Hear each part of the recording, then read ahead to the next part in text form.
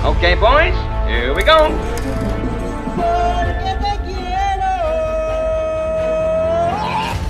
Halo guys, balik lagi di Celengan Film. Kali ini Mimin mau menceritakan sebuah film yang berjudul Out of the Dark.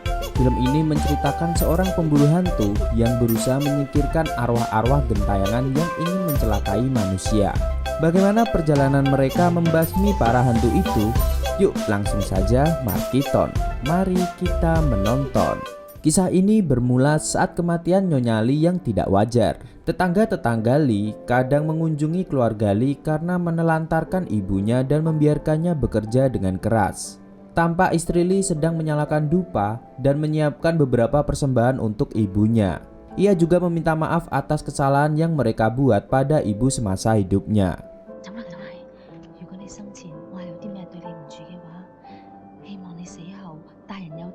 Di apartemen Lee terdapat banyak satpam yang menjaga keamanan di sana.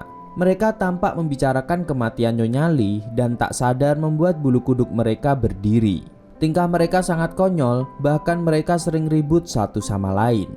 Malam itu anak Lee yang bernama Xiaolong hilang. Mereka meminta para satpam untuk membantu mencarinya. Satpam itu malah memperkeruh suasana. Mereka menakut-nakuti Lee bahwa anaknya pasti diculik oleh orang jahat.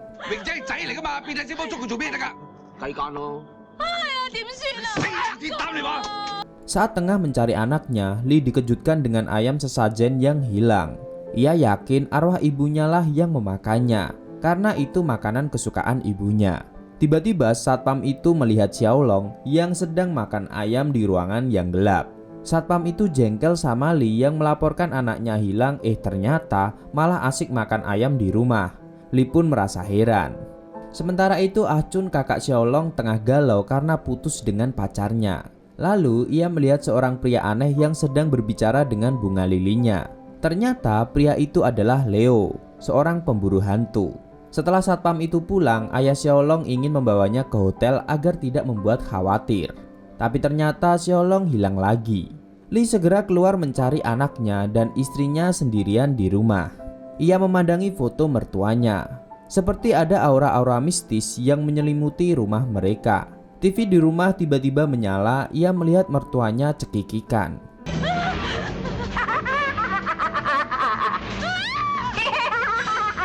Tiba-tiba Xiaolong yang kerasukan menodongkan pistol pada ibunya. Ia telah dirasuki oleh arwah neneknya. Untung saja Ahchun dan Leo segera datang dan menyadarkan Xiaolong. Tapi tampaknya ia masih kerasukan. Leo mencoba berbicara dengannya. Ternyata nenek ingin balas dendam pada mereka yang telah membunuhnya. Leo mencoba mengeluarkan arwah nenek dari Xiaolong dengan sengatan listrik pengusir hantu miliknya. Akhirnya nenek berhasil diusir dari tubuh Xiaolong, tetapi arwahnya masih gentayangan di gedung. Setelah itu Leo ternyata adalah salah satu pasien RSJ dan ditangkap oleh petugas karena telah kabur. Setelah kejadian itu ternyata Ahchun masih berusaha menemui Leo. Ia mencarinya di RSJ. Ia sangat kagum pada aksi Leo kemarin. Ternyata Leo ini sebenarnya tidak gila, tetapi karena dia tidak pernah takut apapun dan pemikirannya nyeleneh, makanya ia nampak seperti orang yang tidak normal. Ternyata ia seperti itu sudah sejak lahir. Waktu ia masih anak-anak, ia juga tidak pernah takut apapun. Saat anak lain ketakutan saat naik roller coaster, Leo malah diam saja tanpa ekspresi. Ia mengaku mendapatkan bisikan-bisikan dari bunga lili yang mengatakan bahwa apartemen Ahchun sangat angker, tapi ia akan segera menyelesaikannya. Malam itu Kapten Lu sedang membriefing satpam baru. Ia menyuruh mereka untuk berkeliling apartemen.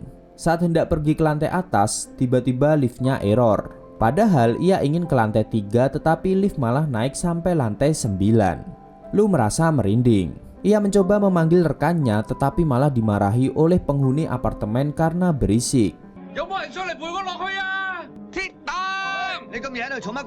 Lu melanjutkan menuruni tangga. Tiba-tiba ada suara minta tolong. Lu pun sudah gemetar. Lalu Lu merasa aneh saat suara hantu itu malah meminta uang. Ternyata itu ulah Ming, pemuda nakal yang suka mencuri. Ming auto digebuk sama Kapten Lu. Tapi setelah itu hantu Nyonya Lee benar-benar datang.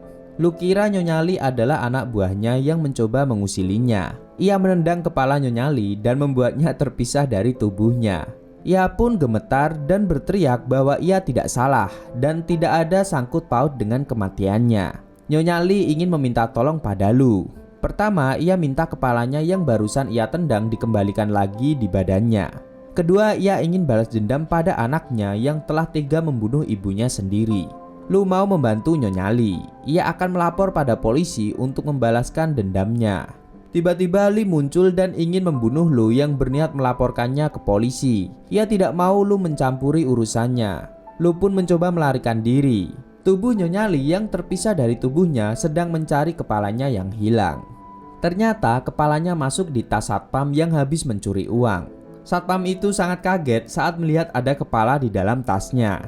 Salah satu dari mereka kabur menaiki lift. Ia sangat terkejut saat Ming mendapatkan luka tusukan. Ternyata ia dianiaya oleh istri Lee. Istri Lee terus menusukinya dengan pisau. Lee dan istrinya ingin membunuh mereka berdua. Ming memohon agar dia jangan membunuh orang lagi. Ia sudah cukup biadab membunuh ibunya sendiri. Lee mengatakan ia tidak sengaja membunuh ibunya. Akhirnya Ah Chun dan Leo datang.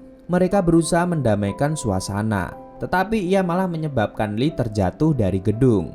Istrinya tidak terima suaminya dibunuh. Ia ingin bunuh diri agar menjadi arwah gentayangan dan menghantui mereka. Tapi tiba-tiba dia tak sengaja jatuh dari gedung. Leo dan yang lainnya segera melihat mereka berdua di bawah. Istri Lee masih hidup. Leo berusaha menyelamatkannya, tetapi istri Lee malah menembaki dirinya sendiri. Karena sudah tak mungkin diselamatkan, Leo malah membunuh istri Lee. Penghuni apartemen pun ramai-ramai meminta informasi pada petugas keamanan mengenai tragedi bunuh diri keluarga Lee. Kapten Lu memarahi anak buahnya yang tidak becus bertugas. Tiba-tiba Leo datang dan mengatakan bahwa ia sudah membereskan arwah nenek. Leo kemudian diminta Lu melatih anak buahnya agar tidak takut membereskan hantu-hantu lain yang masih ada di apartemen. Keesokan harinya Leo memulai latihan perdana mereka. Pertama, mereka harus bisa mengendalikan rasa takut. Ia memulai latihan dengan menyuruh mereka mencium bencong. Kemudian Leo juga menyuruh mereka memegang kotoran. Lalu ia menyalakan dinamit dan meledakkannya. Meskipun pada akhirnya membuat mereka keluar masuk rumah sakit, tetapi begitulah cara menghilangkan ketakutan.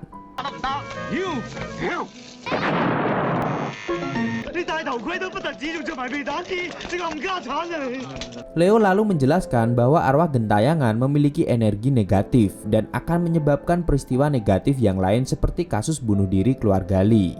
Lalu Leo memberikan mereka air mata sapi agar mereka mengoleskannya pada mata mereka. Maka otomatis hantu-hantu pun akan terlihat.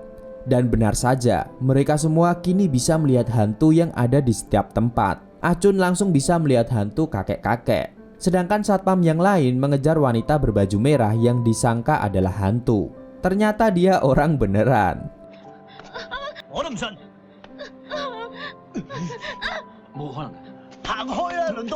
Semua satpam itu pun mengira Leo telah mengibuli mereka. Leo lalu memperlihatkan mesin yang bisa membuat mereka terbang. Karena untuk menangkap hantu gentayangan mereka juga harus bisa terbang. Lu sangat jengkel dengan candaan Leo. Mereka semua ingin membunuh Leo. Dengan tenang, Leo mempersilahkan mereka, tapi tak satu pun yang berani membacok Leo. Lalu Ah Chun maju dan menusuknya. Ia juga mengatakan bahwa Leo tidak bohong. Ia benar-benar bisa melihat hantu ketika di restoran tadi.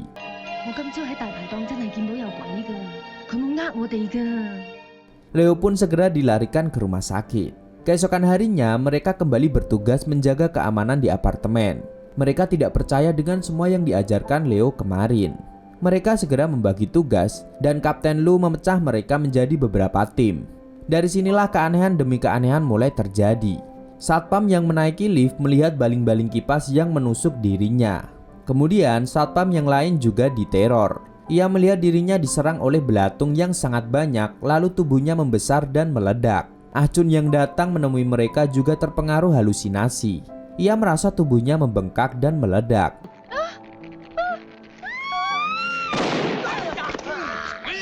Di saat-saat genting seperti ini, Leo datang membantu mereka. Ternyata dia sudah keluar dari rumah sakit.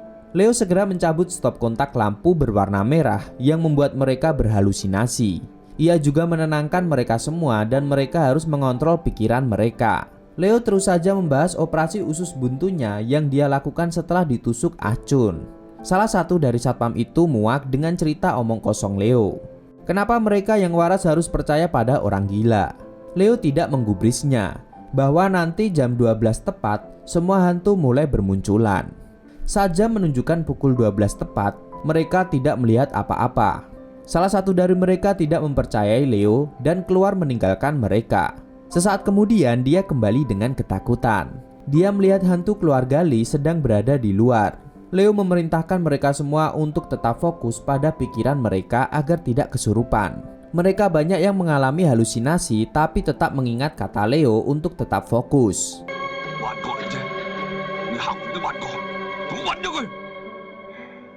Mereka mendapatkan telepon dari hantu yang mengatakan ingin balas dendam pada mereka semua. Leo yang sedang asik menikmati musik dengan Achun tiba-tiba membacoknya. Para satpam pun mengatakan Leo tidak boleh menyakiti Achun. Ternyata Leo sudah mengetahui kalau Achun dirasuki oleh setan. Kemudian Kapten Lu mencekik Leo. Tampaknya ia juga sudah dirasuki dan ingin membunuh Leo. Ia mencekiknya hingga muntah darah. Tapi untungnya Leo masih bisa menyelamatkan diri. Saat mereka semua kabur, terlihat Achun yang tidak terluka sama sekali setelah dibacok oleh Leo. Leo pun ragu apakah ini Achun yang asli. Apalagi karena bunga lilinya ketinggalan, jadi dia tidak bisa mendeteksi apakah dia Achun atau hantu. Achun memberikan kapaknya pada Leo. Leo masih ragu-ragu takut jika ternyata dia bukan Achun. Lalu terdengar Achun tertawa cekikikan dan langsung menusuk Leo. Untungnya Leo memasang jepitan tikus padanya. Leo lalu memainkan gitar dengan keras untuk mengusir hantu yang merasuki Achun. Setelah Achun sadar, mereka segera berpencar. Leo menyiapkan perangkap untuk menangkap hantu. Ia memasang plastik lalu menunggu hantu itu keluar. Ia segera mengarahkan bunga lilinya untuk menunjukkan posisi hantu itu. Lalu ia menembaknya dengan ketapel dan perangkapnya pun berhasil.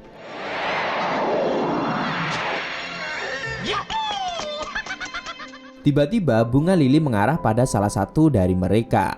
Leo dan yang lainnya sadar rekan mereka sudah dirasuki hantu Lee yang tidak terima istrinya ditangkap. Hantu Lee pun mengejar mereka semua. Ia menggergaji Xiao Meng dan kawannya. Dua satpam pun sudah dibunuh hantu yang balas dendam. Leo pun langsung kabur lari keluar. Mereka menyusun rencana, tapi tiba-tiba hantu Lee sudah muncul di hadapan mereka. Mereka semua terjebak lalu berusaha kabur dengan menaiki papan baliho. Hantu terus menggergaji tiang baliho hingga mereka jatuh. Hantu Lee terus menyerang mereka tanpa ampun. Saat sudah terpojok, Leo memakan pisang dan membuang kulitnya di depan hantu Lee yang merasuki rekannya. Akhirnya ia terjatuh dari gedung. Mereka lalu berusaha lari karena papan baliho akan segera runtuh. Tiba-tiba hantu itu sudah muncul lagi di depan mereka. Leo pun mencari cara agar bisa melenyapkan hantu itu. Ia lalu mengajak Achun dan para satpam yang tersisa untuk menghancurkan tiang baliho agar menimpa hantu itu. Karena mereka tak punya senjata tajam, mereka menggigit bambu penyangga baliho. Mereka segera lari dan akhirnya hantu itu tertimpa baliho papan iklan. Hantu Lee ternyata masih bisa bangkit. Mereka sudah tak punya cara lain lagi. Leo lalu membuka topi kertas untuk membuat mereka terbang. Leo hanya menyuruh mereka untuk yakin bahwa mereka bisa terbang. Dan benar saja, mereka bisa terbang dengan bantuan topi itu. Ternyata hantu itu ikut terbang dengan berpegangan pada kaki Leo. Ternyata Leo masih menyimpan granat dan langsung saja dia masukkan ke mulut hantu Lee dan akhirnya dia pun meledak. Mereka semua berhasil mendarat dengan selamat. Namun ternyata hantu Lee yang tadi merasuki satpam kini malah merasuki Leo. Untungnya Leo masih bisa mengendalikan diri. Leo meminta Achun untuk membunuhnya agar hantu Lee bisa lenyap. Achun tidak bisa membunuhnya. Biar bagaimanapun Leo adalah kawannya sendiri. Leo terus meyakinkan Achun untuk berani menggergajinya supaya mereka semua bisa selamat. Akhirnya Achun memberanikan diri dan ia berhasil membunuh Leo. Di akhir film, kita melihat mereka semua dibawa ke rumah sakit jiwa dan sedang berbicara dengan seorang pengacara. Mereka dinilai telah melakukan kejahatan sebab membunuh banyak orang. Dua satpam yang tersisa itu malah mengoleskan air mata sapi agar pengacara tersebut bisa melihat hantu. Mereka juga membuatkan topi yang bisa digunakan untuk terbang. Pengacara itu sangat kesal dengan mereka. Dia bisa-bisa ikut-ikutan gila seperti mereka. Sementara itu, Ahchun hanya bisa termenung meratapi kematian Leo sambil memeluk bunga lili kesayangan Leo. Tiba-tiba, bunga lili merasakan adanya arwah yang mendekat. Ternyata itu adalah arwah Leo. Ahchun sangat bahagia meskipun Leo sudah tidak ada di dunia, namun ia masih bisa bersamanya meskipun sebagai hantu. Pak Camat makan tomat dan film pun tamat.